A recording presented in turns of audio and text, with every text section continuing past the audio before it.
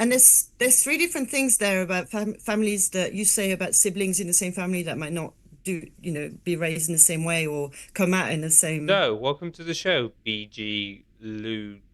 At least I got that right. That's right, yeah. Thank you for having me. It's absolutely fine.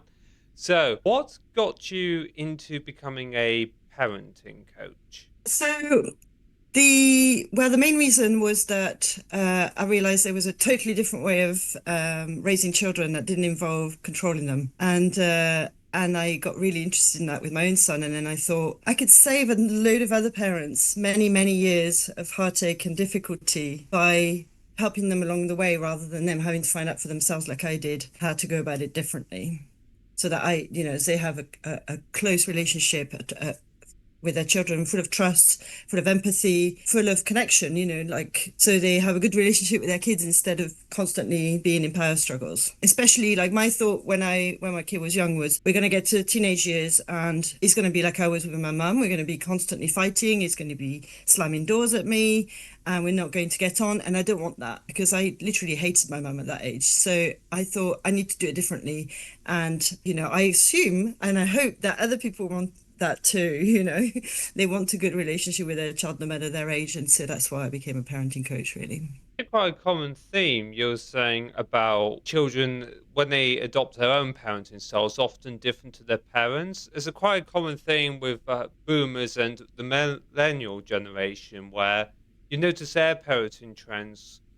Something I learned was with the millennials, it was, well, our boomer parents are very restrictive and very rigid, so we're going to take a bit more soft approach. And now what we're seeing with Gen Z parents is not the complete opposite, like going back to what the boomers did, but what they've done is taken a different way. It's like, oh, we don't like how the millennials raised us, so we're going to do it differently. Sounds, your case, it sounded exactly the same, and you wanted to kind of teach parents your version of parenting? Yeah, sort of, except that along the way, the science changed around child development and around what we understand to be. So, have you heard of attachment theory, for instance? So, I'd like if you're born with a secure attachment, if you're raised with a secure attachment, that creates a different type of secure attachment for yourself, and then that makes your relationships healthier in the long term.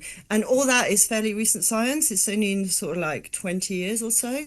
So a lot like my journey was prompted by that change in science, all the stuff that we discovered about child development, about why children don't do what that we want them to do, how we can have better relationships with them, what emotional intelligence actually is, how the brain works, all that kind of stuff really influenced how we look at parenting now. And so there's like a massive amount of parenting coaches now. It's a booming business. And that's because of that science. Like a lot of people have realized, oh, there's like crucial information here that parents need to know. Kids don't come with the manual, unfortunately. And, it is a case of generations just passing on what they've known. And I think one of the reasons why my generation and millennials and so on have moved away from what the boomers did is because we have that information now and we realize that authoritarian way of doing things, that controlling way, that rewards and punishment system is not healthy. It doesn't do it's not how you raise healthy adults. And that's why it's changed so much. And I don't know what the Gen Z parents are doing now.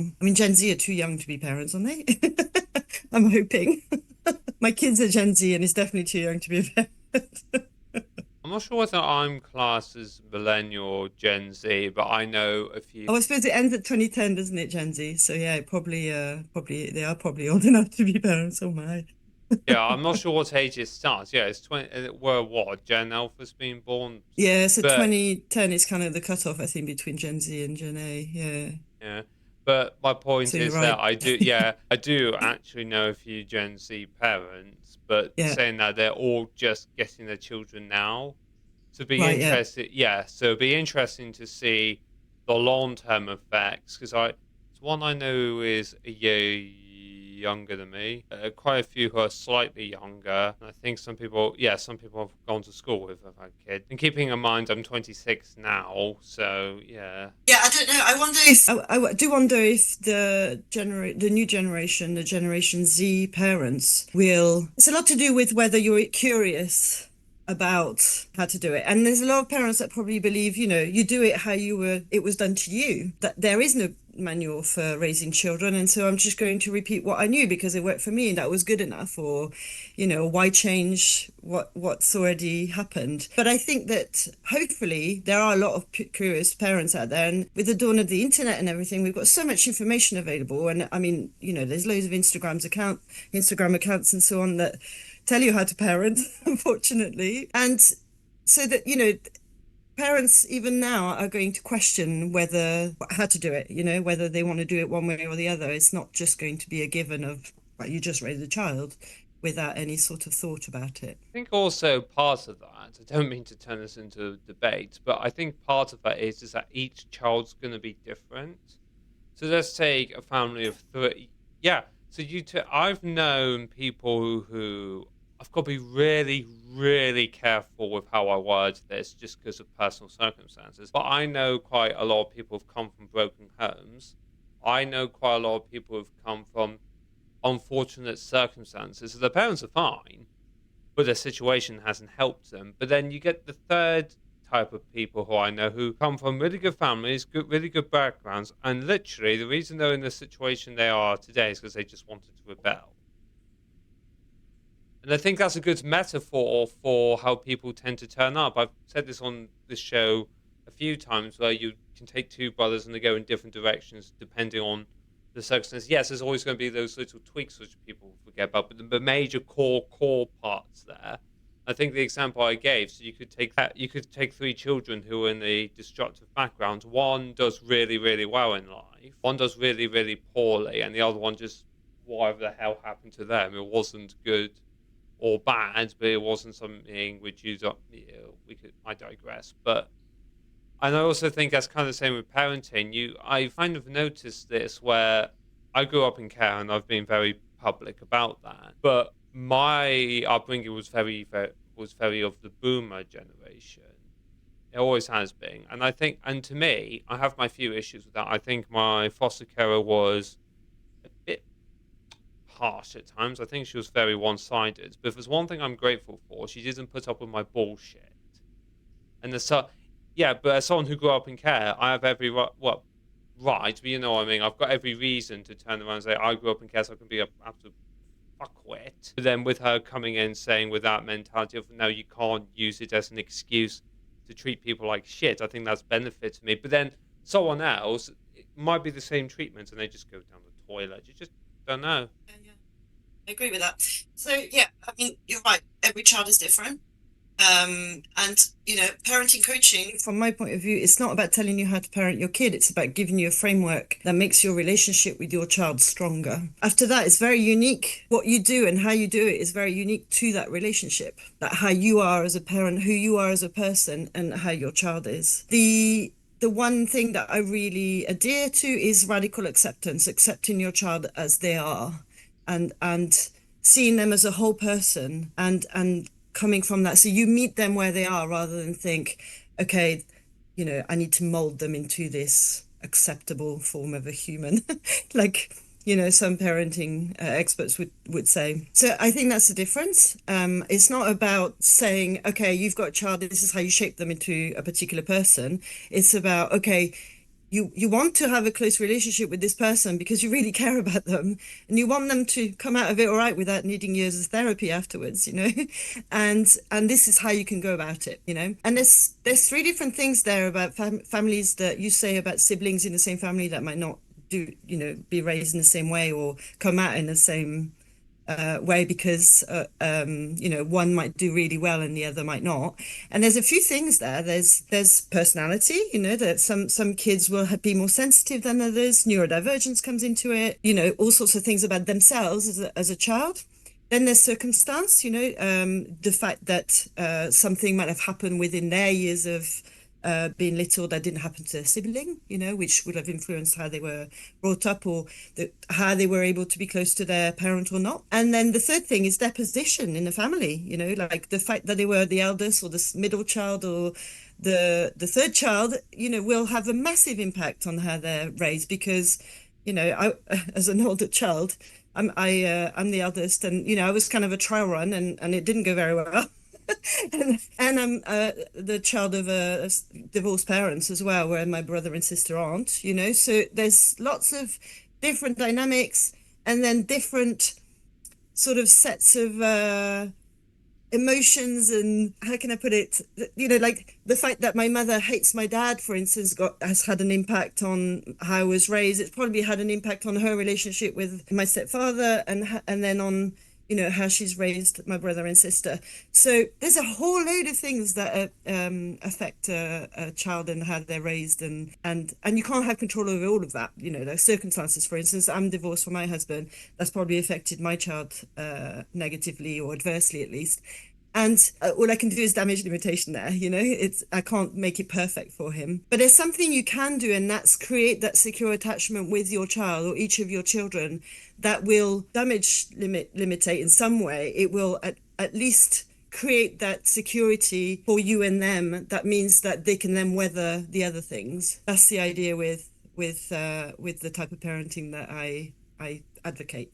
So how do you coach parents to develop that relationship with their own children? Because, like we've already discussed, different circumstances, different dispositions, different circumstances. Like for me, for example, mom died when I was young. I grew up in care, but my brother and sister, who I'm the oldest of three, not mean to tug on your heartstrings here, they didn't have that. They actually, because long story short, mom and dad had me, parents were divorced, dad had two other kids, and so I got that's how I'm the oldest of three. But my brother and sister didn't have that, so that would have an effect on me. But so let's take like not maybe a as nearly complicated as that one, but let's take a somewhat complicated one. Let's take the stereotypical kids raised from divorced parents are living with like their mum, is because that's usually how the courts go, whether you like it or not. And then there's a stepdad involved, and then there's a like two kids from the dad's previous marriage involved. How would you work with both those parents to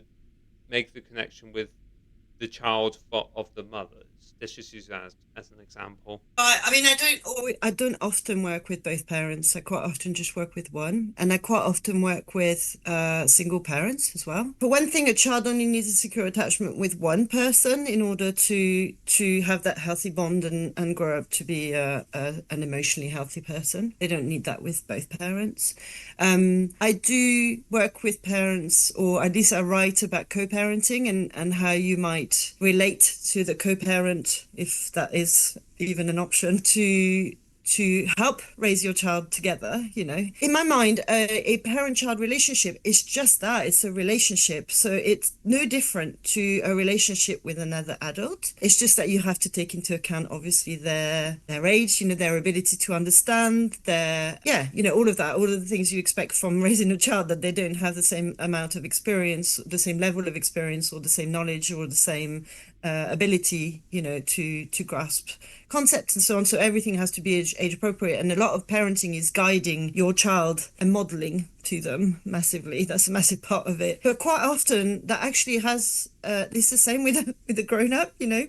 So you might influence the co-parent by modeling a certain way of being with your child, or I talk a lot about language, what language we use and how, because the way that you talk about raising your child, the way that you talk to your child, will have a massive impact on how they're raised, and it will have a massive impact on hopefully it will have an impact on the co-parent as well, because you'll use language that shows that you're doing that role, you're playing that role from empathy and from understanding and from respect, and not from control, or this idea of shaping the child into a particular human. So yeah, you know, it's difficult to work. I do work with couples. It's a possibility, but generally they're a couple that are already on the same wavelength, or at least they want to be on the same wavelength. And when parents are separated, that's much harder, because they're separated for a reason, you know, and also they live differently quite often. And it doesn't mean that it's not possible, but it's definitely harder. I just want to touch on that point before we move on. Why do you think there are so many single parents these days? Because until I met my dad, I grew up in a single mom household myself. But I've always wondered why. Not This isn't a question for me. This is more because I know the answers to that already. But why is there so many single parents in a world where, I mean, okay, so what you will about single parent households, but the statistics are still there where kids born in both with both a mum and dad, or two, well, in the dual parent household, but typically mum and dad do better. But why do you think that is? Because in my before you answer, my personal take is parents are just picking each other to not be lonely, and the kid then just kind of comes evolved. If I'm wrong, I'm wrong, but Yeah, I kind of agree to a degree. I mean, I think that monogamy is kind of the standard, isn't it? And people like you're kind of programmed, conditioned to believe that that's the way you go, right? You grow up, you leave home, you shack up with some other person, preferably of the opposite gender, of the binary, and then you have children, you buy a house, it's known as the relationship escalator. Okay. I'm polyamorous, so I don't adhere to that in the first place. And I kind of for that reason, I take a kind of a outside view of that. I think that there is an understanding culturally that that's the way you do things, and unfortunately, what we've missed in the process, especially whatever's before boomers, um, you know, my grandmother had a terrible time. She didn't enjoy her marriage at all, but there was no way that she was going to divorce. Now, my other grandmother did, interestingly, and remarried, but my maternal grandmother didn't, and she sucked it up the whole time, and had three children and had a terrible time and was miserable. And I think partly there is that the older generation felt like you made a commitment for life and you had to stand by it. And apparently, like some people say to me, because I've questioned that myself, like, why didn't she leave? Why didn't she just divorce him and do something else? And, oh, well, financially, she was very dependent on him, and she would have been a stay-at-home mum. And, it was much more difficult, apparently, back then, and also, I think culturally it would have been frowned upon much more. The reason why there are more single parents now is because we don't do that anymore. We're not going to suck it up through a bad relationship, and things are harder than ever in terms of being a parent. You can't be a stay-at-home mum anymore or a stay-at-home dad. Everybody's got to work full time in order to make ends meet, and even then you're not guaranteed to do it. The problem is that parenting is one of the most undervalued and under-resourced roles there are, and parents are finding it more and more difficult. And we really it does take a village to raise a child, and we don't have a village. In fact, we've got less than a village now, and so parents find it extremely hard. It's financially difficult, it's culturally difficult. You don't have the support you used to have because grandparents generally don't want to help as much as they used to because they were exhausted as well. You might live far away from your family. My family are in France, so I can't possibly rely on them for childcare. There's lots of reasons why it's much harder to parent, and so the pressure's really high, and I think that makes relationships much harder too, and so we end up being single parents. We just kind of break what's not working to try and find another way. I'm much happier personally as a single parent, by which I mean that I don't live with somebody who raises my child with me. So I do have partners, I just don't have a co-parent who lives with me. So I'm a solo parent is what I call it. And that's what, I think that's one of the reasons why there's so many of us, is because we've realized we don't have to stick to a difficult relationship for the sake of our children. Apart from anything, it's actually not a good modeling. Would you expect your child to live their life through a poor relationship or an unhealthy relationship because, that's the done thing, or you have to just put up with it for the sake of someone else? No, that's just not something that we do anymore, and I think that's a good thing. The problem is that, as I say, parenting is not valued in our society. There's no help for parents. Childcare is extremely expensive. Children aren't valued. In my mind, systemically, at least, they are one of the most oppressed groups in society. And all systems of oppression come from that. If we treated children better, if we valued them as whole human beings, the world would be a totally different place. I think about the fact that quite often teenagers say, I didn't ask to be born when they hear something they are not happy with. And I think they're totally right. They did not ask to be born. We brought them here, we put them through this awful system. We put them in schools. They're not treated very nicely there, And then on top of that, we want them to do exactly what we say. No, of course they're not going to, And if we treat them better in the first place, which is why I'm a parenting coach, it would be a totally different story. And parents need the resources, whether that's mentally, financially, physically, the village that we need in order to be able to do that. You can't just do it from nothing. So, yeah. I didn't quite think of that where parent Yeah, I didn't think of that where we haven't really got the system to encourage kids. I mean, that's part of the reason for self careers decline is they're not incentivized to have kids full stop. So what you've got there is their population. Oh, when I first heard this, the statistic was for every 25 South Koreans alive, there'll be one grandkid. Now it's gone worse. That was like 1 in 4. I don't know what the equivalent is for 1 in 5, but it's a nice way of saying, yeah, they're done. It's like that because I know, especially for women, it's if you have a kid from a career standpoint, it's down the toilet. Because I know, I won't say who, but I know someone who could have gone on the board of directors for who they're working for. Then they had a kid, and that went down the toilet. They're never going to get that anymore. So there is that. I know apparently I haven't checked in on this, so take this with a grain of salt. But I hear that Norway, for Norwegian parents, if you've got 2 or more kids, as an incentive, they're just going to get rid of your income tax. But yeah, so I bring that up as I understand your point of view. There's got to be incentive for people to have children, and I've always personally said I'd rather have my kids at the age of 40. Yes, I would be having them late in life, but let's be honest, I'd rather have them at 40 when I'm in a really good spot to have kids, and now, like I'm 26, I'm in no position to have kids.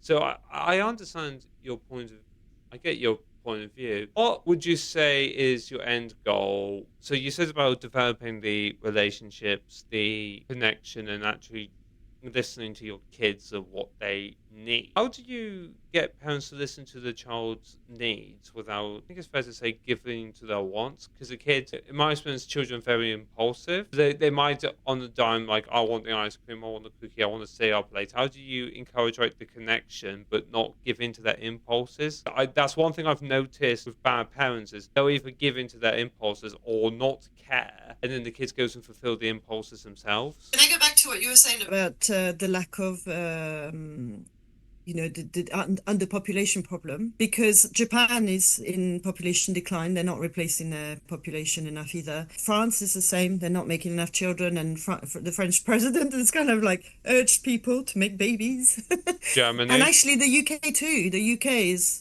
Yeah, probably. I mean, the UK too. We're not having enough children to replace the population. I mean, in my mind, I'll be honest with you, my son is 15. If I'd known then what I know now, I wouldn't have had a child. You think about climate change and late stage capitalism and all the other crap that's happening in the world.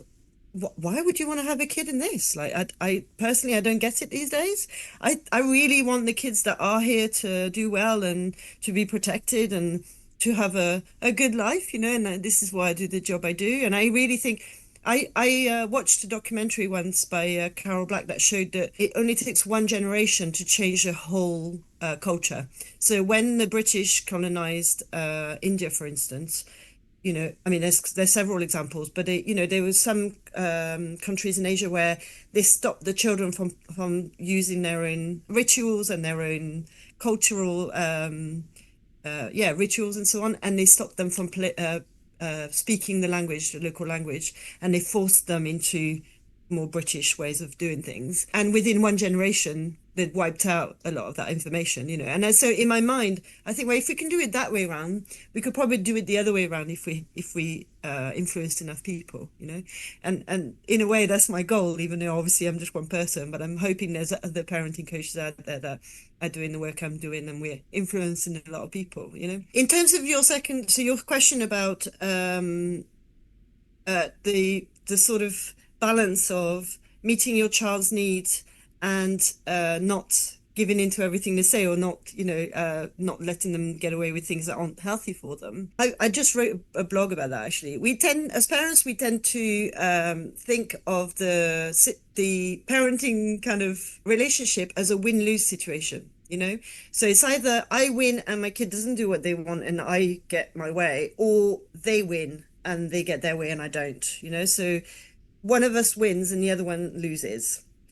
And that's kind of a mindset. So you might have a power over mindset where you feel like you have to win and your child has to lose. So you kind of authoritarian, that would be, yeah, where you kind of control what your child does and you don't look to meet their needs necessarily, and you decide what's right for them and what isn't. Okay. And then there's the power under one mindset, which is the permissive parenting, where they ask for ice cream or whatever it is, cookie or whatever, like you were saying, and you don't know how to say no, and so you let them, and so they win, you lose, and that's kind of it's a binary again of either you're authoritarian or you're permissive, and the issue now is that, and that's the type of parents that come to me, is they get stuck in that. So, and they tend to oscillate between one and the other. So they know they don't want to be controlling their kid because they get that their kid is a person in themselves, and they need the empathy and they need their needs met, and in order for them to have a secure attachment, and they've read or understood enough to know that there's a need to nurture their child in some way, right? And not be controlling of them. But they don't have the sort of know-how. So they tend to go from, no, you can't have the cookie because it's 8 o'clock at night and you're about to go to bed, to, oh, okay, then I'll just give in and let you have the cookie. When actually there's a whole host of other things that you can do in between.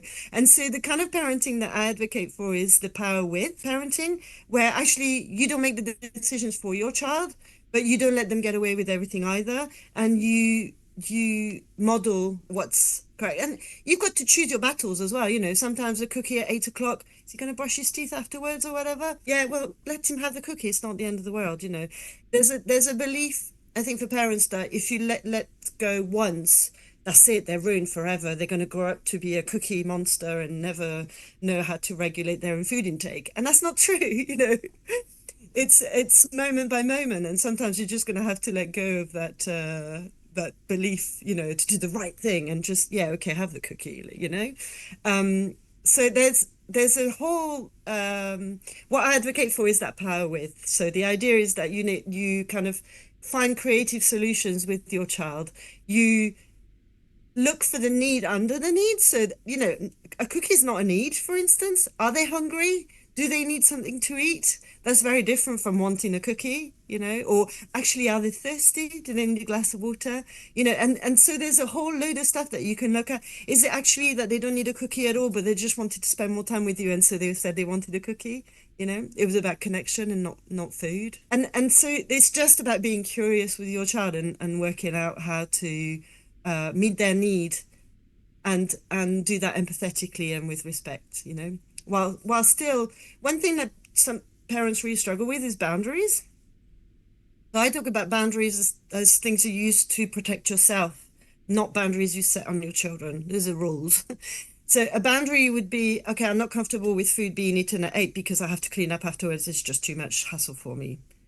Okay, so that would be a boundary. No food after 8. Okay, and again, how do you meet that boundary? Well, you get dad to clean up, or you say, okay, you can eat, but you can only do it on the tray in your bedroom. Or, it doesn't mean that you have to impose anything on anybody else. It just means that you're doing that thing to protect yourself. And so there's a whole load of creating solutions you could have so that your boundary is met. You don't have to deal with food after 8, but the needs of other people are met also. Does that make sense? Yeah, I understand. Yeah, I kind of get that. Yeah. So I understand where you're coming from. There's a need there for parents, again, to have the resources to be calm and think of creating solutions to, at 8 o'clock when you're exhausted and your kid wants a cookie, you might not have the resources to go, okay, how can we look at this and what can we do to meet the need that's there, or to be curious, and that's difficult. And this is where the village is necessary, or the support from elsewhere needs to happen, and that's what we're missing. We've touched upon on that missing support, haven't we, with the lack of community, lack of local villages. I think another thing is, and this is something that has become quite prevalent, is okay, I know I'm a massive hypocrite here, and the term pot calling the kettle black is very, very fitting here, but social media, because for me, I'm using social media to make this show. But then not everyone. When I was younger, let's fast forward. Let's wind the clock back 10 years. I wasn't using social media productively. I was just using it to consume. And if my foster care, no, I wasn't nefarious. But the where I'm going with this is you don't really know what people are using social media for. I think that's the other problem. Is it? It's more. You just don't know what your kids get up to, and I don't even think so. Now I think about it, I don't think it's just social media.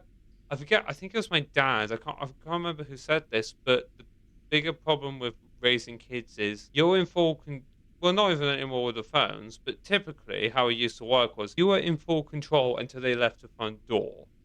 Then Yeah, who knows what happens? So I think the other problem is outside influences. It's like what I said earlier with three types of people.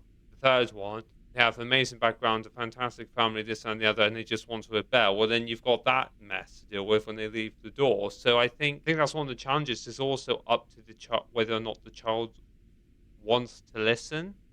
I know that's like a very authoritative way, and you don't like that style, but it's true. It's just to say you think your child's going to the cinema, but in actual fact they're going to the park, and you can guess it says what horrors you want there. But you know what? Where I'm going with this, I think there's also that element where your kids have got to meet you halfway. right. Okay. So let's go with the scenario that your kid is saying they're going to cinema and it's not true. They lied to you. Why would they lie to you? Oh, you're actually asking.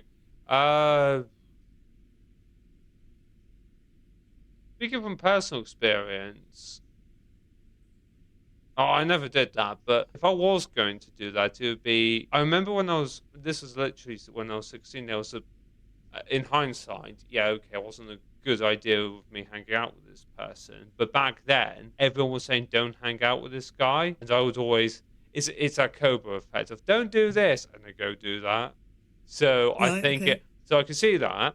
I think another one is if they're from a dysfunctional family and they're looking for an escape, or the background's kind of a mess and they're looking for the escape. I also think I mean, I've seen and heard all sorts of backstories with kids, Yeah. which some will stick with me for life. But there was one where I read, and I can't really disclose it because data protection. But what will say is, you read and go, I know exactly why you're the way. I think it's more what other people have done to them, and it's more of a response. You could also have it where they just want to, they're trying to actively antagonize the parents. Not always the case. Yes, it goes out without saying, but that does happen. It needs to be mentioned. And there's a whole plethora of reasons. I don't think there's just one reason. I get that's what Okay. you're going So for, but there isn't. yeah. So I mean, I'm going to use your example. So you said, for instance, that they were told don't hang out with this person. Okay. So and they chose to anyway. So there might be a fear of judgment by the family. There might be they don't understand me. They don't understand why I want to hang out with this person. So there's miscommunication there, or mistrust, right? If you feel like you can't talk to your parents, you can't tell the truth because you feel like they're going to judge you, or they don't trust you to make good decisions for yourself because they're telling you what decisions you should be making. Yeah. What was your second example? Can't remember now. I guess so Anyway, there's many. also, I guess so many, don't yeah, I? there's fear of judgment. It might be like you're lying because you feel like you're not trusted, You said a dysfunctional family, that was your second example. A dysfunctional family, that means that maybe they don't feel safe. They don't feel safe to tell the truth to their family. Yeah. You said about they antagonizing their family on purpose. Yeah. So one thing that I write about is attention seeking. We talk about attention seeking as if it's a negative behavior. Actually, what does it mean? They're seeking attention. They're actually seeking attention. They're seeking connection. If a kid's antagonizing their family on purpose, it's probably because they want connection. And I'm kind of simplifying things a lot because we're talking like this. But there'd be a whole host of things, as you say, to look into to find out why that's happening. What is it they're trying to get at by antagonizing their family? And quite often it will be because they want attention and they want connection. You know. So there's so much work that the parents can do early on, and it doesn't take very long. Like even if I worked with a parent now who's got a teenage child, and they had a really difficult relationship where their child doesn't trust them, where they go out and lie, and they say they're going to the cinema and that's not actually what's happening or whatever.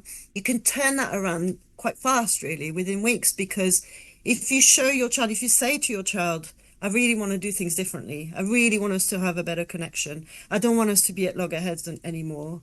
I want to be able to trust you. Will you trust me? Can we do things differently? And then you actively respect their decisions. You work better with them. You put agreements in place rather than say, this is what you're going to be able to do and not do from now on. So you empower them to be a responsible person. Things will turn around really quickly, and I understand that it's not that simple sometimes because circumstances, because again, neurodivergence, because all sorts of things might be in the way. But there is a way to create that connection that you need with the person in order to not be in that situation of dysfunction with, a lack of responsibility, a lack of trust, a lack of confidence, where you think, okay, they're going out the door now, I don't know what they're up to, or they're going on social media and I don't know what they're looking at. You need to talk to your kid, like, and by talking, I don't mean I tell them the law. You need to have a conversation with them. You need to listen to them. You need to show an interest in them. And then if you do all those things, they'll be like, okay, this person actually cares about me. They want to understand me. They're willing to accept what I'm up to. They're not telling me, oh, you shouldn't be looking at that on social media. It's going, okay, I wonder why you were so interested in that. Can you tell me about it? And so my 15-year-old, and it's true for other young people, is a living example of somebody who watches all sorts of weird stuff on social media, because let's face it, it's there, and he tells me about it. I'll be like, oh, I saw this really weird video, and it's an opportunity. You can't stop the social media stuff from being weird and wonderful. It's always going to be there, and they might come across it. There's nothing you can do about that unless you make a rule about no social media, but I don't think that's the answer, really. It's like saying, sorry, you can't use that tool because I think it's dangerous. It's part of our society. We have to live with it. At some point they're going to be exposed to it, right? But you can have a conversation about that content and you can sort of decide, okay, how do you feel about that? What does it bring up for you? Do you think that's okay? Do you think that treating people in that way is all right? And then, they can make their own decisions about whether they're willing to engage with that content or not, or whether they can watch it for what it is, but actually have different opinions, or, all those things. And it's the same for meeting people outdoors, isn't it? They go out that door. You're right. You don't know where they're going. You don't know what they're up to. But you can prepare them by having those conversations with them, in an age appropriate way. And the older they are, the more you can be honest with them about things. I think a lot of parenting is also about being vulnerable. It's about saying, oh yeah, I remember having to like sort of what's the word, navigate all that stuff myself when I was a teenager. Or I have an example when I was in my 20s and this happened and I was feeling really, really uncomfortable and I didn't really know what to do, and it was awful, and telling them about those kind of things so that they know that you've been there. You are able to empathize. You weren't always the perfect parent that they think you are. And also vulnerability in terms of how you feel about what they're doing. Oh, I am a bit worried about all this. I don't want to put my fear onto you, but there's all this stuff I wasn't around when I was a kid, and I'm concerned about that. How can we do this together? Okay. Never really thought of it that way. One thing you've touched on quite a bit in our conversation and, well, interview is working with neurodiverse kids. So those with autism, ADHD, dyslexia, we could go on with the list. Those three are, let's be honest, the most common ones that get brought up when we talk about neurodiversity. What have you noticed with working with parents who have a neurodiverse child versus those who don't? what are a lot of the common I mean, differences? one thing that really comes up is when they find out that their child is neurodivergent, it's as if they're more understanding somehow. Suddenly, oh, that explains it. And so they're more likely to be patient or not be so hard on their kid. Oh, it's okay. There's a reason for this. And in my mind, I think, well, just assume your kid is neurodivergent and have that mentality in the first place. Like assume that your kid there's a reason why your kid is acting like they are. There's a reason, there's always a reason behind the behavior. And so your kid doesn't need to be neurodivergent for you to accept them as they are. Do you know what I mean? But it does seem to give parents a opportunity to go, okay, I know the reason why now I can work with that. And the other thing is that quite often if the kid's neurodivergent, so are the parents. so so they find out a lot about themselves in the process. In a way, the kind of parenting that I advocate for, it means that there is no difference because the idea is to accept your kid as they are. So it doesn't matter whether they're neurodivergent or not. You're working with what you've got. You're working from that place of, okay, this is who you are. I'm okay with that. Let's build a relationship from that point rather than this isn't quite right. You're not doing it right or whatever. Let's change you into, I want you to act differently or yeah, it's not okay for you to have tantrums or whatever. No, a kid's having tantrums. That's a communication in some ways, behavior for communication. And so whether they're neurodivergent or not, in a way, is irrelevant. It's more about understanding that your kid is trying to communicate something and being aware of, yeah, just accepting how they're communicating and working from that, really. And, obviously for neurodivergent children, that might be quite difficult sometimes, communicating information. And particularly I'm thinking of autistic children, who might have a meltdown or something like that. And there's no doubt that it's more triggering for a lot of parents, and there's more work in terms of being in a place of calm and empathy yourself in order to meet your child's need because it's so difficult to decipher. So yeah, again, being resourced as a parent is really important. One last question. What would you say most parents get right before they come to you for parenting coaching? And on a high note. Yeah, I don't like the thought of them doing something right because I think there's so much pressure on parents like parenting is like that, isn't it? People just think there's a right way to parent and a wrong way to parent. And there's so much pressure on people when they don't come with a manual and, it's so much judgment from people, even people who haven't had kids have an idea of, well, this is not how you parent a child. Everybody's got an idea about it. So I really I try to get away from that doing the right thing and the wrong thing quite a lot. I just think we're all on a journey. It's a hell of a change. Having a child is so life-changing that nothing can prepare you for it. One thing I would say is that parents that come to me are curious. They've worked out that what they knew or what they lived when they were younger hasn't served them very well, or they found out that the science is different now, the understanding of children is different now, and they really want to, and for them it is about doing the right thing by their kid. And yeah, they just want to make sure that they bring up a child with in the healthiest possible way, emotionally healthiest generally.